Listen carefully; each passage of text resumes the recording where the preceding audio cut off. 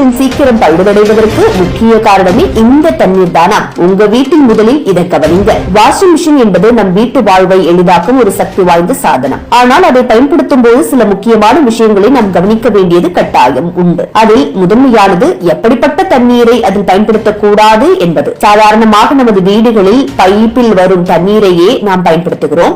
இது பெரும்பாலான மிஷின்களுக்கு ஏற்றதாகும். ஆனால் சிலர் கடலோர பகுதிகளில் வாழ்பவர்கள் அல்லது பால்நீரை பயன்படுத்தும் இடங்களில் இருப்பவர்கள் அவசரத்தில் எந்த தண்ணீராக இருந்தாலும் மிஷினில் ஊற்றி விடுவார்கள். இது பெரிய ஆபத்து. உப்பு கலந்த நீரை வாஷிங் மிஷினில் பயன்படுத்தவே கூடாது.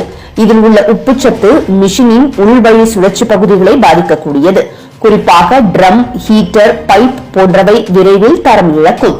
அது மட்டுமின்றி இந்த உப்பு நீர் மிஷினில் மின் லீக் ஏற்படும் அபாயத்தையும் உருவாக்கும்.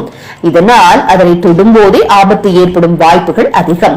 அதே போல அதிகமான உப்பு நீரும் வாஷிங் மிஷினுக்கு மிகவும் தீங்கானது. இதில் இருக்கும் கால்சியம் மற்றும் மெக்னீசியம் போன்ற உலோகங்கள் அதிகம் இருப்பதனால் மிஷினில் உள்பாகங்களில் பாறை சமைப்புகள் ஏற்பட்டு மிஷின் வேலை திறனை குறைத்துவிடும். மேலும் சிலர் பழுதடைந்த தொட்டியில் தங்கியிருக்கும் தண்ணீரை பயன்படுத்துவது வழக்கமாக இருக்கிறது. இவை பெரும்பாலும் சுத்தம் செய்யப்படாத நீர் என்பதால் இதில் பூஞ்சை, பாக்டீரியா போன்றவை அதிகம் இருக்கும். இதனால் துணிகளில் வாடை மற்றும் அலட்சியமான தோற்றம் ஏற்படும். தொடர்ந்து இத்தகைய தண்ணீர் பயன்படுத்துமானால் மிஷினுக்கே பாக்டீரியா பாசம் ஏற்படும்.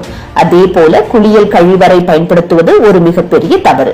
இதில் சோப்பு, ஷாம்பு மற்றும் சாய கலர்கள் கலந்திருப்பதனால் மிஷினில் ஓட்டும் பைப் மற்றும் டிரைன் வழிகளில் அடைப்பு ஏற்படும். தரமான துணிகளை சுத்தமாகவும் நீடித்த காலம் பயன்படுத்தும் வகையிலும் வைத்திருக்க உங்களுக்கு தரமான மிஷின் மட்டுமல்ல, தரமான தண்ணீரும் அவசியம்.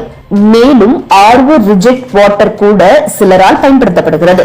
ஆனால் அது எல்லா வகையான துணிகளுக்கும் பொருத்தமானதல்ல. அது மிஷினுக்கே பாதிப்பை ஏற்படுத்தும் நிலை ஆகும்.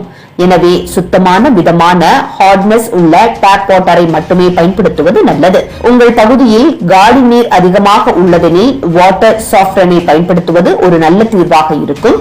தினசரி பயன்பாட்டில் வாஷிங் மிஷினின் ஆரோக்கியத்தை பாதுகாக்க மாதத்திற்கு ஒரு முறை டிஸ்காலிங் செய்ய வேண்டும். தற்போதைய மிஷின்களில் ட்ரம் கிளீன் என்ற தனிமுறை இருக்கிறது. அதனை தவறாமல் ஓட்ட வேண்டும். பைப்புகள் மற்றும் பம்ப் வழியாக சுத்தமாக வைத்திருக்க வேண்டும்.